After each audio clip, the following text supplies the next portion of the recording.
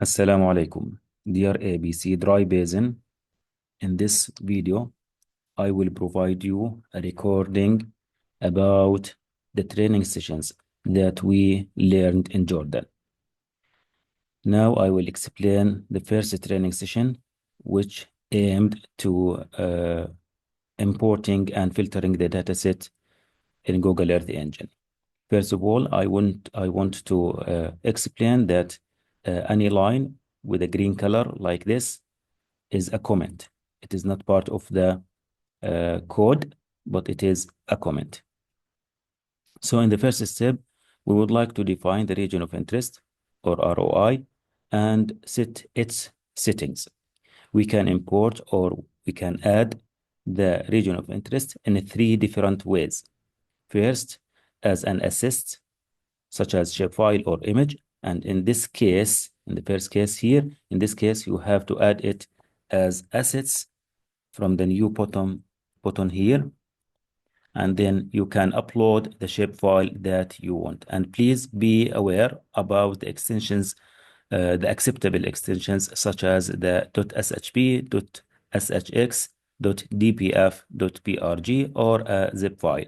And any other extension will not be acceptable, especially the SPX will not be acceptable to be uploaded. So be aware of that. You can also upload a GeoTIFF file if you would like, and also you can upload your study area or your region of interest as a CSV file that contains the coordinate systems, the X and Y coordinate systems of your dataset, of your study area. So consider once you add the assets to your project, you will find an assets like this.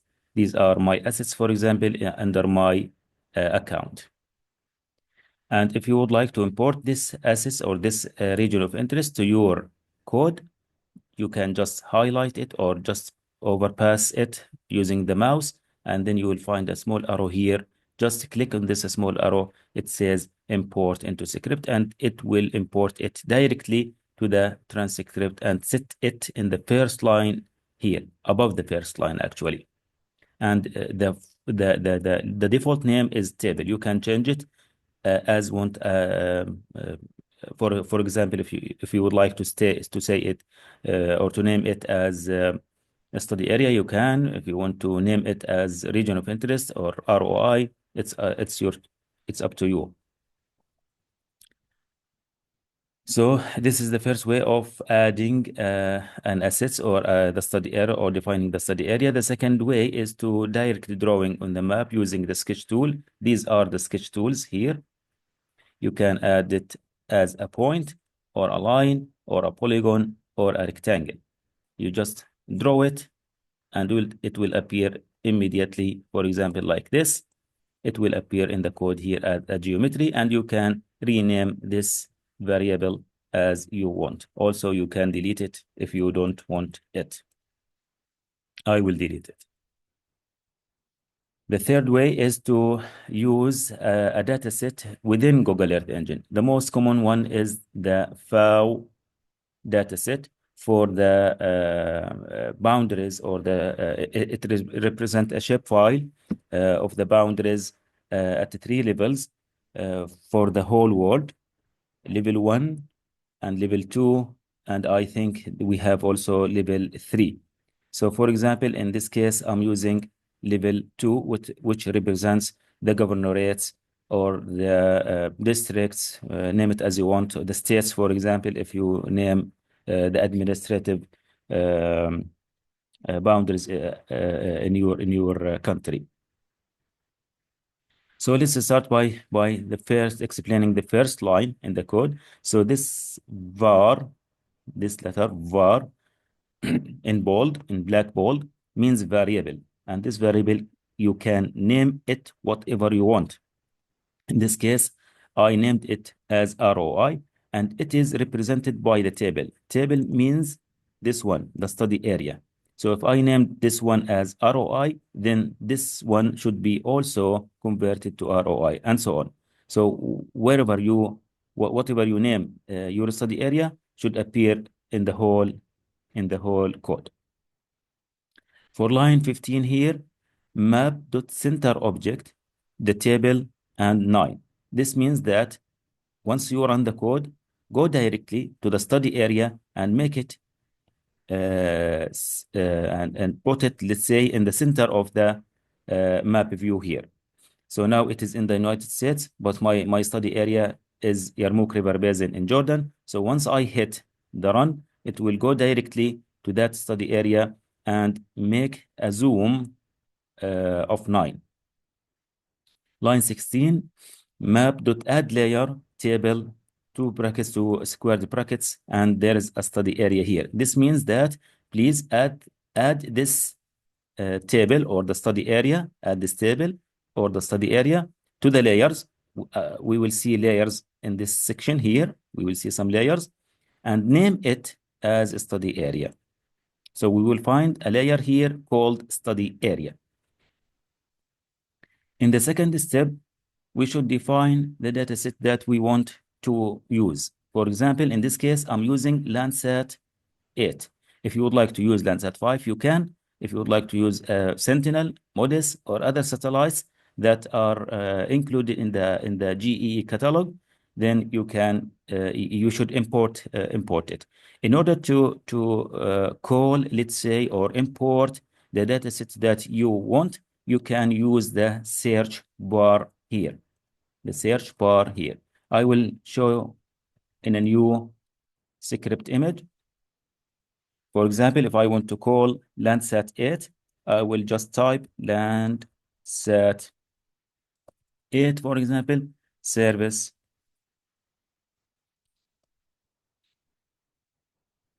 reflectance, and it should show me some options. If I write it correctly, like this, for example, it will show some options like this, and I can select the collection that I want. For example, if you would like to use Landsat 8, level 2, collection 2, tier 1, or tier 2, you can. For example, I will use this one at this moment. I can import it to the code, or I just want to see it and see the description and the bands and the image properties. These are very important tabs in order to know the full information about your image collection. So this is the description of this image collection, and these are the bands. The names of the bands is very important, actually. I will explain later on why. So the bands here is SR underscore B1, SR underscore B2, and so on. And if you want just to import it, you can copy this one or hit C example, and it will open a new GEE window.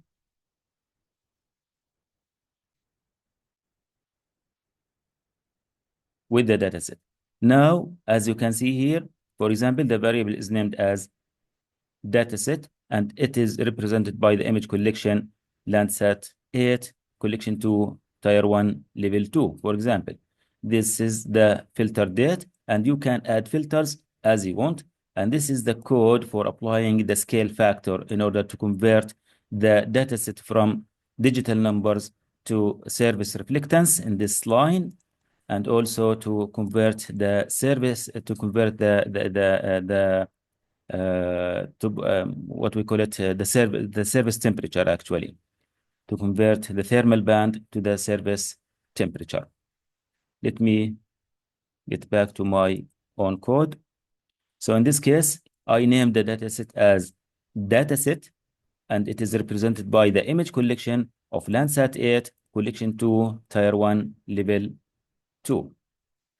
In line 21, this line is dot filter date, and I can add the start date and the end date in this specific form. So if I change the form, for example, if I make this one as backslash, it will not run.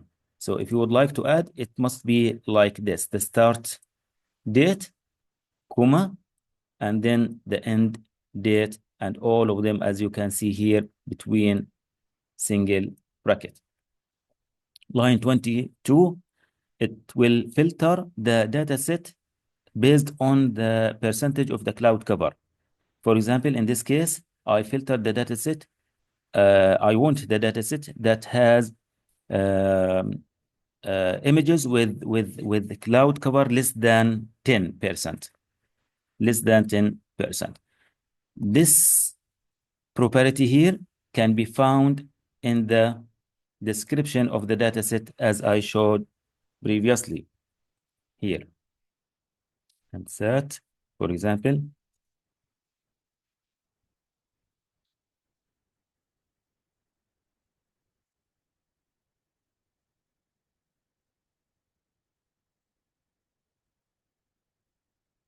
okay, so if I want to see this one, here it is in the image properties, and we can find the property here, cloud cover.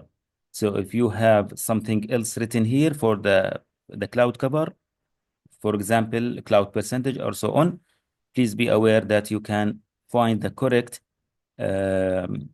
name of that property within the image properties of that image collection. 23, filter bounds.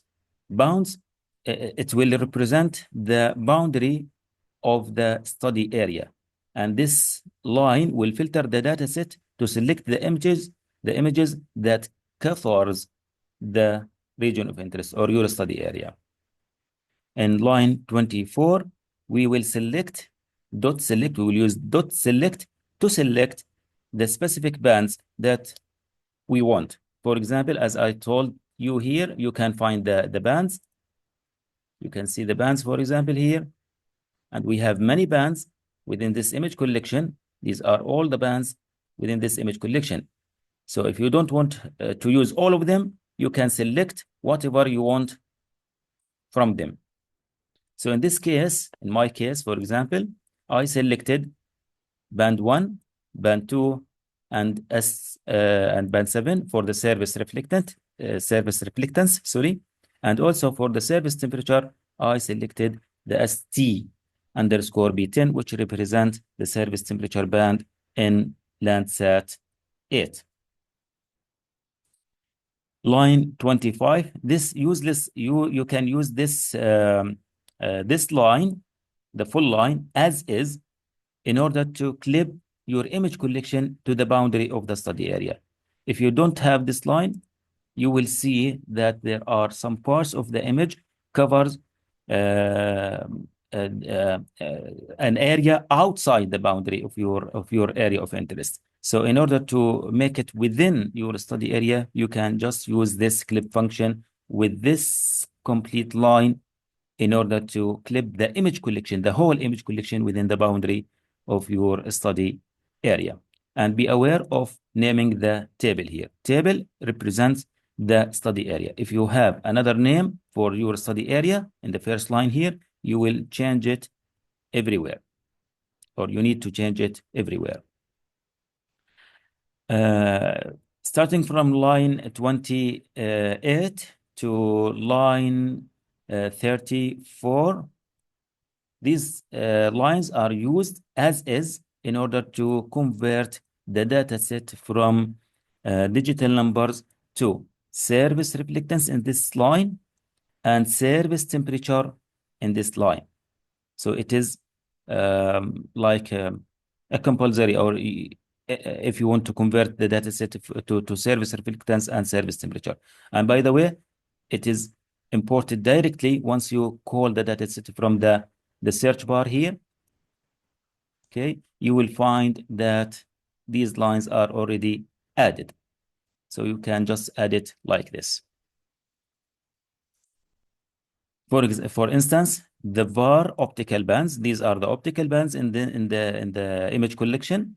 Image, whatever the image in the image collection, select the SR. SR means the service reflectance of the band X, whatever the band that represents the service reflectance, and then multiplied it by this number, then add this offset. And these are the scale factors of Landsat 8. If you want to make sure what is the scale factors for Landsat, for example, you can just add Landsat, for example, 8 scale factor. You can just search it on Google and you will find that the scale factor for your image collection, which is collection 2, is this one. So this is the scale factor and this is the additive offset. And for the surface temperature, this is the scale factor and this is the additive offset. If you are using, for example, collection 1, then this will be the scale factor for the surface temperature, and this one will be the the scale factor of the surface temperature. So be aware of the collection that you are using. Okay. For line 37, this is the visualization of the image. For example, once I want to add it to the, let's say the image, the map view here, and I want it to appear in this in this color composite. So the color composite is the B4, B3, and B2. This is a false color image, for example, or a true color image, and so on. Okay, line 39. This means I map.add layer data set visualization true color image. For example, please add. I ask the engine to add this image, which I named it as data set, using this kind of color composite, the visualization, which is B4, B3, and B2, and name it in the layers which will appear here in this area as this name. So this is, you can change it as you want. Line 40, print dataset and name it as dataset. Once we use the print command, the result of the print command should appear in the console tab here. If I want to visualize the LSC, for example, the band 10, I can do the same thing. For example, here, this line is to visualize a true color image or a false color image. You can just hit or change the band 4 to band 5, whatever the false color image that you want. If you want to also add or present the surface temperature image, you can use this line, which is 43. And also you can use this line 44 to add it to the map view here. So this is the end of training session 1. I will hit run to see the results. As you can see, this is the result of the print command here. This is the print command. And as you can, it shows the name image, or sorry, the name dataset, and it shows the properties. Once you click on this small arrow, it will show you the properties of this dataset. As you can see here, we have 2 elements. That means there are 2 images covers 2 images cover the study area. And these images, the properties of them, you can find it under features. And this is the image number 1. This is the image, the second image. It contains, as you can see, 7 bands. These are the 7 bands that we selected in line 24 here. If you want to see their properties, you just click the small arrow here and you will see the bands down there. Okay, and this is for the second one. And these are the properties of these bands, and so on. So this is the end of training session 1. Thank you.